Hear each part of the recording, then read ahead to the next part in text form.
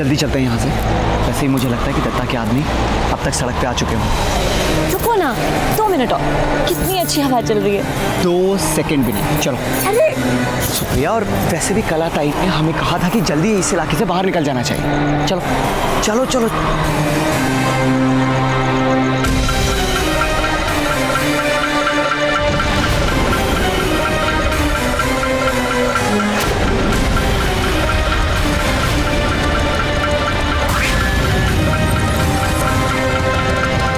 सुप्रिया,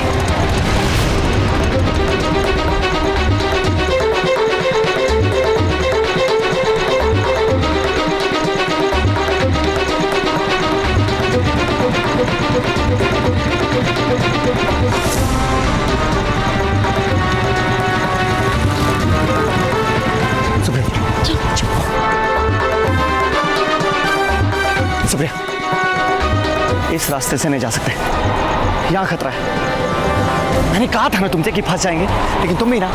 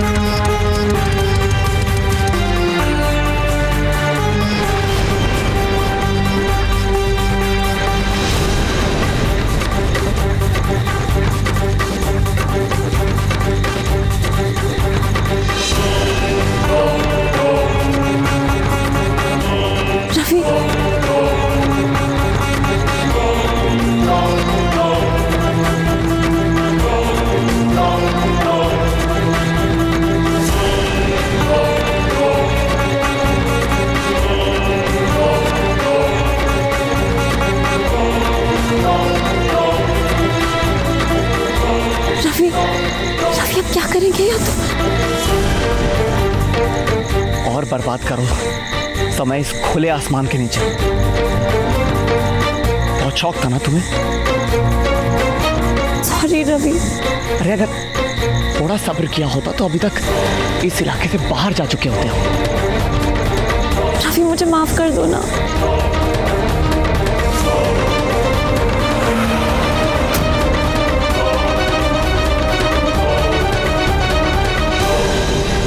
सुप्रिया, आओ।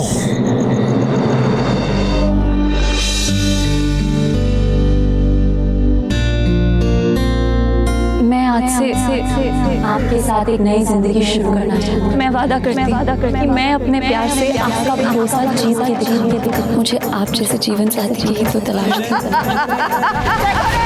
देखो, दूसरों के घर नाश भेजने वाले के घर का माता का श्राप है। तेरे घर में खुशियों का दिया बेचने से पहले ही बुझ जाएगा। तेरे घर में कभी भी बच्चों का पालना नहीं हिलेगा, कभी किसी बच्चे की किलकारी नहीं सुनाई देगी। नई जिंदगी एक भाई का श्राप है। मैं वादा करती हूँ तेरे घर मैं अपने प्यार से आपका भरोसा दूसरों के घर नाश भेजने वाले के घर का माता मुझे आप जैसे जीवन साथी ही तो तलाश थी। बुझ जाएगा। तेरे घर में कभी बच्चों का पालना नहीं हिलेगा, कभी किसी बच्चे की किलकारी नहीं सुनाई देगी। तू अपनी औलाद के प्यार को तरसेगा दत्ता।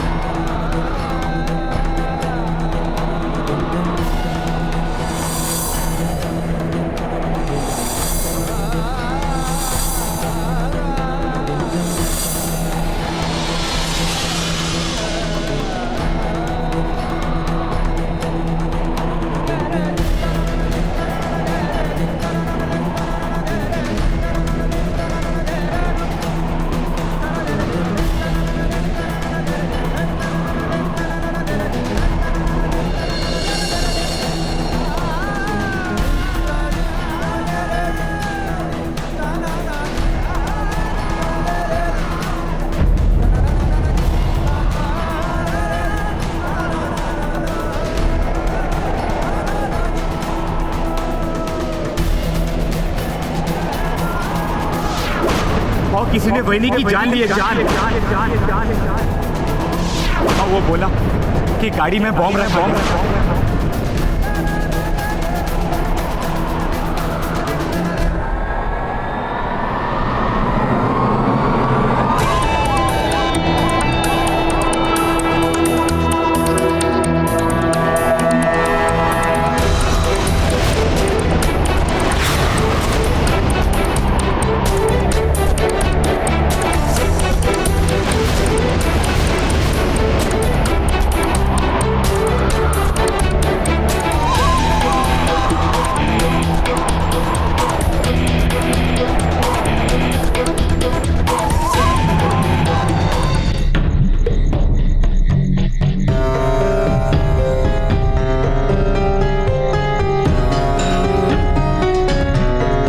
रवि यहाँ से चलूं ना, रवि यहाँ डर लग रहा है।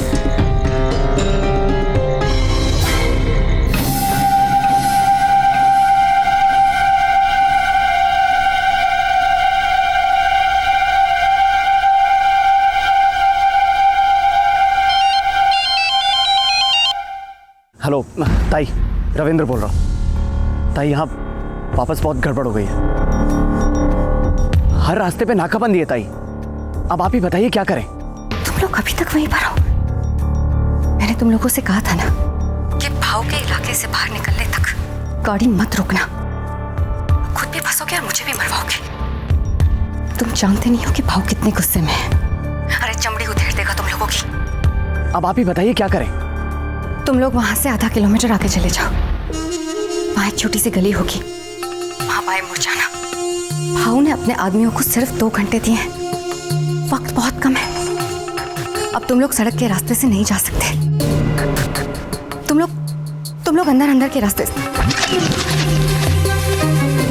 ताई, हेलो। 1 मिनट।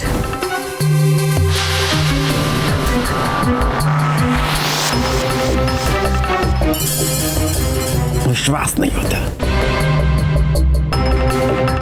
तुमने ये सब करवाया। तुम किसी की जान भी ले सकती हो। उस लड़की ने क्या बिगाड़ा था तुम्हारा? अनय अपने कमरे में है, सो रहा होगा ना। तुम जाओ वरना वो डर जाएगा। नहीं,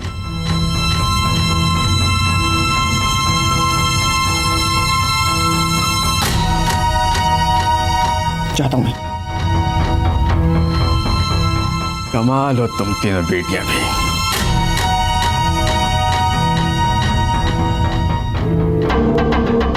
राय साहब का रो रो कर बुरा हाल हो रहा है और तुम तीनों यहाँ।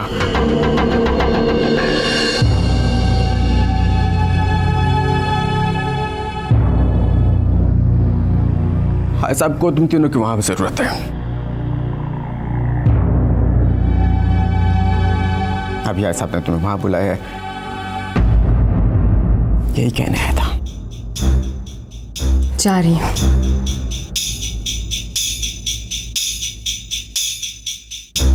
रवि, मैं आई साहब के कमरे में जा रही हूँ।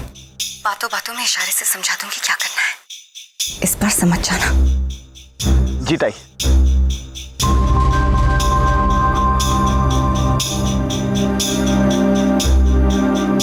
सुप्रिया, तुम फोन लो, यहाँ खतरा है। मैं बाइक चलाता हूँ, आओ।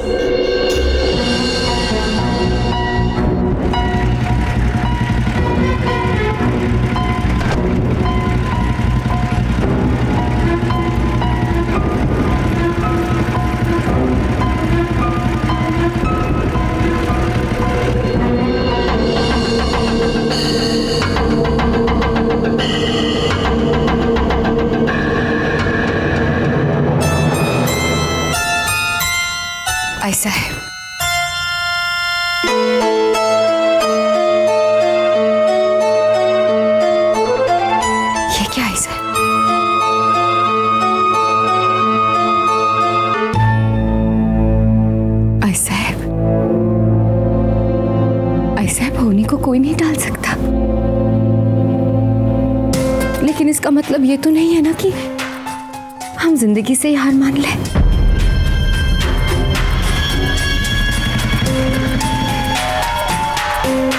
भाव के सर पर खून सवार है।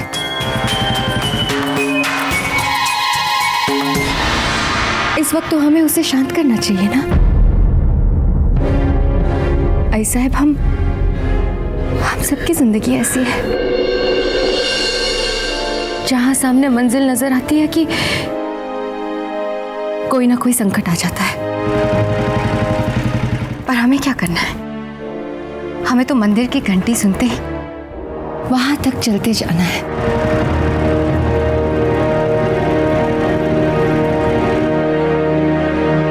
इतना आसान नहीं है कला। दत्ता को दूसरी बार धोखा हुआ है। आई साहब, दुख होता है, पर हमारा भाव है। वो फिर अपनी जिंदगी नए सिरे से शुरू कर देगा। वो हमारी तरह मंदिर में नहीं रुकेगा, आगे बढ़ जाएगा। रवि सीधा चलो। और फिर उसे नया रास्ता नजर आएगा। भाई साहब, ईश्वर बड़ा दयालु है, जानता है कि हम थक जाते हैं, मगर फिर भी प्यास देता है तो प्यास बुझाने के लिए कुएं भी देता है।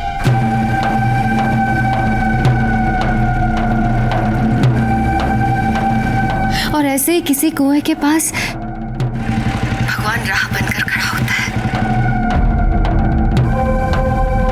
और फिर दाहिना हाथ में लेकर दुआ मांगते हैं। रवि, दाई लो।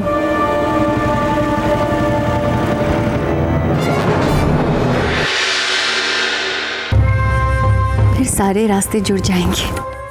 दाएं या बाएं, किसी भी मोड़ में भाव अपनी नई जिंदगी शुरू कर ही देगा।